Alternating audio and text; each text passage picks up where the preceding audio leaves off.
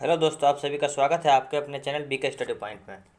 आज मैं बहुत ही महत्वपूर्ण चैप्टर विद्युत धारा के बारे में चर्चा करूंगा। विद्युत धारा का थ्योरी के बारे में देखूंगा और विद्युत धारा से जो प्रश्न बनेगा इसके बाद ऑब्जेक्टिव टाइप में भी मैं देखूंगा। फिलहाल ये हम विद्युत धारा का पूर्ण रूप से थ्योरी के बारे में चर्चा करते हैं। थ्योरी की कंप्लीट रूप से थ्योरी पढ़ेंगे, 2-3 वीडियो इस पर आएगा और इसके बाद से जितने भी विद्युत का प्रश्न बनाए जा सकते हैं, अलग अलग परीक्षाओं में पूछे गए हैं, उन सब प्रश्नों को भी हम लोग चर्चा करेंगे। आइए शुरू करते हैं। सबसे पहले शुरू करते हैं कि विद्युत धारा है क्या। तो विद्युत धारा क्या है, तो विद्युत धारा जानने से पहले हम लोग 3 कण के बारे में जानेंगे कि हम लोगों के ब्रह्मांड में 3 मौलिक कण होता है। कौन कौन 3 मौलिक कण होता है, तो एक होता है इलेक्ट्रॉन और दूसरा होता है प्रोटॉन और तीसरा होता है न्यूट्रॉन। इलेक्ट्रॉन, प्रोटॉन और न्यूट्रॉन यानी कि किसी भी परमाणु में 3 कण होता है। उस परमाणु में एक नाभिक होता है। इस नाभिक में प्रोटॉन और प्लस न्यूट्रॉन होता है और इलेक्ट्रॉन क्या करता है, बाहर की तरफ चक्कर लगाता है। यहाँ से भी प्रश्न बन गया कि परमाणु के नाभिक में कौन कौन सा होता है, तो प्रोटॉन और प्लस न्यूट्रॉन ये परमाणु के नाभिक में होता है। इसी को द्रव्यमान संख्या भी बोला जाता है। आगे फिर हम लोग समस्थानिक संभारिक में पढ़ेंगे कि द्रव्यमान संख्या, परमाणु संख्या, प्रोटॉन की संख्या, इलेक्ट्रॉन की संख्या, इस सब के बारे में धीरे धीरे चर्चा करेंगे। फिलहाल इस चैप्टर में हम लोग देखते हैं कि प्रोटॉन और न्यूट्रॉन को परमाणु के नाभिक के अंदर रखा जाता है और इलेक्ट्रॉन जो होता है ये चक्कर लगाता है। अब थोड़ा सा इसके बारे में देखते हैं कि इस पर चार्ज क्या होता है, आवेश क्या होता है। तो इलेक्ट्रॉन, प्रोटॉन और न्यूट्रॉन 3 कण हैं। तो यहाँ पे देखने वाली बात है कि इलेक्ट्रॉन पे ऋण आवेश होता है, यानी कि इलेक्ट्रॉन पे ऋण आवेश होता है। प्रोटॉन पे धन आवेश होता है, ठीक है, यानी कि इलेक्ट्रॉन पे माइनस और प्रोटॉन पे प्लस। पी से प्लस और पी से प्रोटॉन याद रखने का बहुत अच्छा सा लॉजिक है, याद रखिए। न्यूट्रॉन यानी कि 9 से न्यूट्रॉन और 9 से 9 यानी कि इस पर कोई इलेक्ट्रॉन नहीं होता है, इस पर कोई आवेश नहीं होता। इलेक्ट्रॉन पे ऋण आवेशित, प्रोटॉन पे धन आवेश और न्यूट्रॉन पे कोई आवेश नहीं, यानी इसको आवेशहीन कहा जाता है। अब यहाँ पे देखते हैं कि विद्युत धारा आखिर होता क्या है। तो विद्युत धारा इलेक्ट्रॉन के सतत प्रवाह को विद्युत धारा बोला जाता है। अगर किसी तार में इलेक्ट्रॉन एकदम सतत रूप से, सतत मतलब होता है लगातार, अगर इलेक्ट्रॉन लगातार किसी तार में बह रही है तो वही बहने के कारण विद्युत धारा उत्पन्न होती है, ठीक है। सबसे पहले देखें कि विद्युत धारा की परिभाषा क्या है। तो इलेक्ट्रॉन के सतत प्रवाह को, यानी लगातार इलेक्ट्रॉन प्रवाहित हो रही है, उसी को विद्युत धारा कहा जाता है। विद्युत धारा के बारे में अलग अलग वैज्ञानिक लोग की मान्यता है। सबसे पहले देखते हैं कि विद्युत धारा 2 प्रकार का होता है। एक विद्युत धारा होता है चल विद्युत और एक होता है स्थिर विद्युत, यानी कि पहले स्थिर विद्युत ही होता था। स्थिर विद्युत का मतलब होता है कि एक किसी खास विशेष स्थान पर स्थिर रह के ही विद्युत धारा उत्पन्न करे, उसको स्थिर विद्युत। और चल विद्युत का मतलब होता है कि एक स्थान से दूसरे स्थान तक जाके विद्युत धारा की आपूर्ति करे, उसको चल विद्युत कहा जाता है। स्थिर विद्युत का कुछ एग्जाम्पल हम लोग देख लेते हैं। घर्षण से अगर कोई बिजली उत्पन्न कर दें, घर्षण से अगर हम लोग इलेक्ट्रिक उत्पन्न कर दें तो वो स्थिर विद्युत के अंतर्गत आएगी। लेकिन स्थिर विद्युत से हम लोग कोई काम नहीं करते थे। पहले थेल्स वैज्ञानिक थे, एक थेल्स नामक वैज्ञानिक के द्वारा स्थिर विद्युत के बारे में पता किया गया था और स्थिर विद्युत के बारे में थेल्स नामक वैज्ञानिक ही बताए थे कि घर्षण से विद्युत उत्पन्न कर सकते हैं। एक प्रश्न आएगा, अभी एबोनाइट की छड़ को बिल्ली की खाल से रगड़ते हैं, तो इस तरह से घर्षण से विद्युत बनाने का काम थेल्स नामक वैज्ञानिक के द्वारा किया गया, जिसको स्थिर विद्युत कहा गया, ठीक है। लेकिन इसका कोई यूज नहीं होता था। पता तो चल गया कि हाँ विद्युत बना दिया गया, लेकिन इसका कोई उपयोग नहीं होता था। तब जाके फैराडे नामक वैज्ञानिक के दिमाग में आया कि हम आइए कुछ करते हैं। तो फैराडे नामक वैज्ञानिक एक सिद्धांत दिए जिसको विद्युत चुंबकीय प्रेरण के सिद्धांत कहा जाता है, जिसके अनुसार डायनेमो काम करता है। तो डायनेमो क्या करता है, यहाँ से प्रश्न देखिए, हर पॉइंट पे प्रश्न है, बशर्ते कि इस वीडियो को ध्यानपूर्वक सुनिए। हर जगह पे प्रश्न हम बताते जाएंगे कि हाँ यहाँ से प्रश्न बनाए जा सकते हैं। एज इट इज़ आप लोगों को प्रश्न देखने को मिलेगा। केवल मैं दावा के साथ कह सकता हूँ कि इसको ईमानदारी पूर्वक आप सुनिए और विद्युत धारा के प्रश्न बनाइए, एकदम ईमानदारी पूर्वक प्रश्न बनेगा।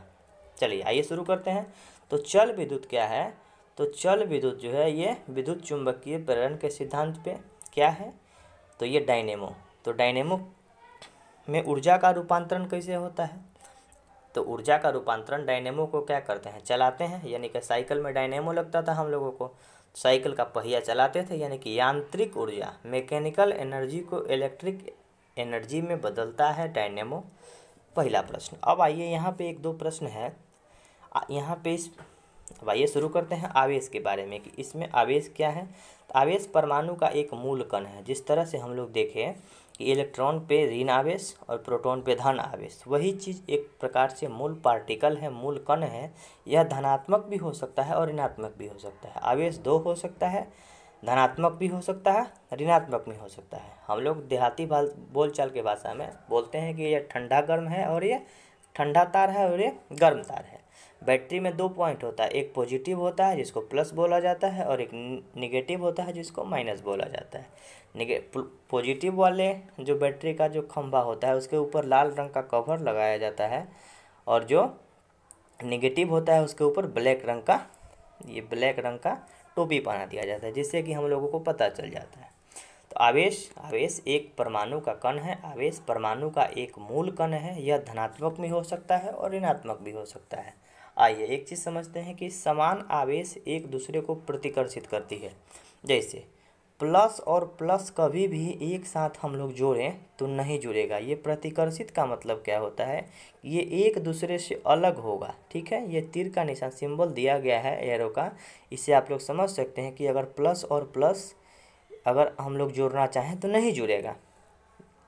ठीक है, उसी तरह से इसका एक एग्जाम्पल हम लोग चुंबक से समझते हैं, क्योंकि ये जो एग्जाम्पल है आवेश का प्रतिकर्षण का जो रूल है, ये चुंबक के एग्जाम्पल से हम लोग समझते हैं, बड़ी आसानी से हम लोग समझ पाएंगे। तो क्या है कि हम लोग चुंबक बचपन में तोड़ दिया करते थे और जहाँ से तोड़ते थे वह उस जगह पे फिर से हम लोग जोड़ना चाहें तो नहीं जुड़ता था। यानी क्यों नहीं जुड़ता था, तो चुंबक में दो पोल होता है, एक नॉर्थ और एक साउथ। तो नॉर्थ को कभी हम लोग जोड़ेंगे तो नहीं जुड़ पाएगा। ठीक है, नॉर्थ को साउथ के साथ जोड़ेंगे तो जुड़ पाएगा। इसी तरह से यहाँ पे है कि समान आवेश एक दूसरे को प्रतिकर्षित करते हैं। प्रतिकर्षित मतलब होता है अलगाव करना। यानी कि अरे लड़का लड़का में कभी शादी हो सकता है, नहीं हो सकता है। लड़का और लड़की में शादी हो सकता है। उसी तरह से ये अलग बात है कि कानून बना हुआ है समलैंगिकता की, लेकिन वो इस पे रूल नहीं लागू होगा। तो आइए समझते हैं समान आवेश यानी कि पॉजिटिव एक दूसरे को प्रतिकर्षित करेगी। प्रतिकर्षित का मतलब होता है अलग करना, अलगाव होना। ठीक है, असमान आवेश एक दूसरे को आकर्षित करती है। जैसे ये प्लस है और ये माइनस है, तो ये अपने एक दूसरे को एट्रैक्टिव करेगी, यानी कि अपनी ओर आकर्षित करेगी। ठीक है, सिंबल हम लोग दिए हुए हैं, उसी सिंबल से आप लोग समझिए। ठीक है, आइए समझते हैं। अब एक दो पॉइंट आगे देखते हैं। कूलम्ब। तो कूलम्ब क्या है, आवेश हम लोग देखें तो आवेश का ऐसा ही मात्रक कूलम्ब है। इस जो हम पीडीएफ बनाए हुए हैं, इस पीडीएफ में हर जगह पे प्रश्न है, बस यही सब प्रश्न एडजेक्टिव प्रश्न ऑप्शन बना के पूछ ली जाएगी। तो यहाँ पे क्या है कि कूलम्ब, तो कूलम्ब क्या है, तो कूलम्ब है आवेश का ऐसा ही मात्रक है। कूलम्ब को सी से लिखा जाता है। अब आवेश को क्यू से लिखा जाता है और क्यू बराबर सी भी होता है। ठीक है, आगे हम लोग सब फार्मूला को धीरे धीरे देखते जाएंगे। आइए आगे बढ़ते हैं। एक कूलम्ब आवेश, तो एक कूलम्ब आवेश यानी कि कूलम्ब आवेश का ऐसा ही मात्रक है। एक कूलम्ब आवेश के ऊपर 6 × 10⁻18 इलेक्ट्रॉन उपस्थित होता है। यानी एक कूलम्ब जो आवेश होता है, यहाँ देखिए, एक कूलम्ब जो आवेश होगा इसके ऊपर कितना इलेक्ट्रॉन, यानी कि इलेक्ट्रॉन के प्रवाह को ही तो विद्युत धारा बोलते थे। और ये इतना इलेक्ट्रॉन यानी कि 6 × 10⁻18 इलेक्ट्रॉन अगर उपस्थित हो कहीं पे, उसको एक कूलम्ब आवेश बोला जाएगा। एक कूलम्ब आवेश की संख्या दी जाएगी। आइए समझते हैं, थोड़ा सा क्वेश्चन आगे की तरफ चलते हैं। एक इलेक्ट्रॉन पर आवेश, तो इलेक्ट्रॉन पे भी कुछ ना कुछ आवेश होगा। हम लोग तो सबसे पहले देखें कि इस पर ऋण आवेश होता है, लेकिन इस पर कौन सा आवेश, कितना आवेश होता है। ऋण आवेश तो होता है, लेकिन कितना होता है, तो 1.6 × 10⁻−19 कूलम्ब। ये प्रश्न एज इट इज पूछा जाता है। एक इलेक्ट्रॉन पर आवेश 1.6 × 10⁻−19 कूलम्ब। ठीक है, Q बराबर Ne, ये एक फार्मूला है जिससे के अनुसार हम लोग पता कर सकते हैं कि किसी तार में अगर प्रवाहित हो रही है विद्युत धारा तो इसमें कितना इलेक्ट्रॉन प्रवाहित हो रही है, इलेक्ट्रॉन की संख्या हम लोगों को इस फॉर्मूला से पता चलेगा। आगे इस तरह का प्रश्न बनाया जाएगा या बनेगा, आप लोगों को मिलेगा Q बराबर एन ई। Q क्या है, कुल आवेश है, N इलेक्ट्रॉन की संख्या है और E एक इलेक्ट्रॉन पर आवेश। तो एक इलेक्ट्रॉन पर आवेश जो होता है 1.6 गुने 10⁻19 कूलम्ब। इस पे रखेंगे, इस फॉर्मूला को हम पुट करेंगे, हम लोगों को मिलेगा कि हाँ इस तार में इतना इलेक्ट्रॉन प्रवाहित होती है। ठीक है, आगे बढ़ते हैं। विद्युत धारा, तो विद्युत धारा के बारे में तो मैं सबसे पहले ही बता चुका हूँ कि विद्युत धारा आवेश में प्रवाहित होने की दर को विद्युत धारा कहते हैं। वही आवेश है, आवेश लगातार अगर प्रवाहित हो रहा है उसी रेशियो को विद्युत धारा कहते हैं। विद्युत धारा बराबर आवेश बटा समय, यानी कि विद्युत धारा को हम लोग I से लिखते हैं। ठीक है, I बराबर Q/T। तो I विद्युत धारा, Q आवेश और T समय। एक फार्मूला होता है Q बराबर IT, यही जैसे इसी फार्मूला से बना हुआ है I बराबर Q/T। Q आवेश, I विद्युत धारा और T समय। यहाँ पे एज इट इज दिया हुआ है विद्युत धारा का जो फार्मूला, ये फार्मूला भी एज इट इज कहीं ना कहीं किसी न किसी एग्जाम में पूछा जाता है, इसलिए इन सभी चीज़ पे गौर करते जाइए।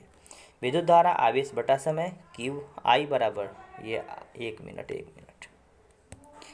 1 मिनट, यहाँ पे थोड़ी सी इधर उधर हो जाती है ना, यहाँ देखते हैं।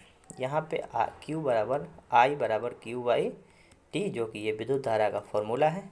इससे कि हम लोग प्रश्न आगे जब बनाएंगे, न्यूमेरिकल जब सॉल्व करेंगे, तो ये सब फार्मूला का जो यूज़ हम लोगों को देखने को मिलेगा। धारा का ऐसे मात्रक, यानी विद्युत धारा का ऐसे मात्रक एम्पियर होता है। ठीक है, इस सब पे ध्यान रखना है। यहाँ पे एक चीज़ गौर करिए, 1 एम्पियर बराबर 1 कूलम्ब बाई 1 सेकंड। कहने का क्या मतलब है कि यहाँ पे I बराबर Q/T लिखे, तो आवेश का ऐसे मात्रक क्या होता है, कूलम्ब, जिसको C से लिखा जाता है, और समय का ऐसे मात्रक सेकंड होता है, और आवेश और विद्युत धारा का ऐसे मात्रक क्या होता है, एम्पियर। यानी कि ये एम्पियर को A से सूचित कर दिया, कूलम्ब को C से सूचित कर दिया, और यहाँ पे समय को S से सूचित कर दिया। यहाँ पे 1 लगाया, यहाँ पे 1 लगाया, यहाँ पे 1 लगाया, इसलिए इसको इस फॉर्म में लिखा जा सकता है। इसलिए लिखा जा सकता है कि विद्युत धारा का ऐसे मात्रक एम्पियर, कूलम्ब का ऐसे मात्रक, कूलम्ब जो ऐसा मात्रक है आवेश का है, और समय का ऐसा मात्रक सेकंड होता है। इस तरह से इस रूप में इसको लिखा गया, इस रूप में इसको अच्छी तरह से लिखा गया।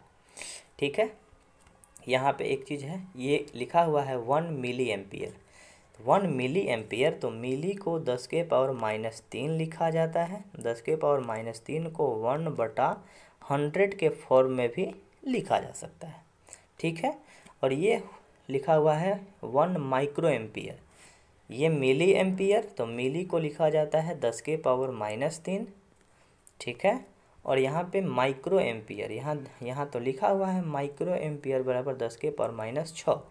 तो 10⁻⁶, इसको माइक्रो एम्पियर भी, -6 को माइक्रो एम्पियर, माइक्रो को म्यू की तरह से लिखा जाता है, एम्पियर को ए लिखा जाता है। ठीक है, तो ये वीडियो आप लोगों को कैसा लगा आप सब बताएं, और कमेंट करके बताएं कि हाँ ये वीडियो कैसा लग रहा है। Okay, thank you.